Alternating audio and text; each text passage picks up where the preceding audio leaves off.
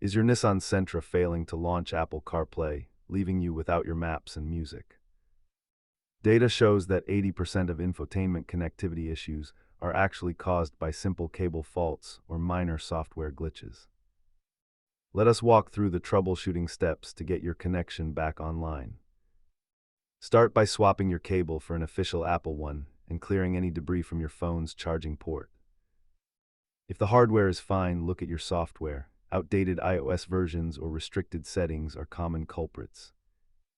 Advanced fixes include a hard reset of your head unit or resetting the network settings on your iPhone. Always try these simple resets before booking a costly appointment at the dealership for a potential hardware module failure. This chart shows that a simple cable swap fixes the vast majority of connectivity complaints. To perform a hard reset, hold the volume knob down for 10 seconds until the Nissan logo reappears on your display.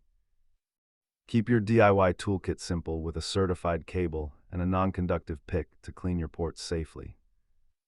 Remember, persistence is key, but never force a cable into the port if it feels obstructed. If these steps didn't restore your CarPlay, your USB module may need professional service, so check your warranty status today.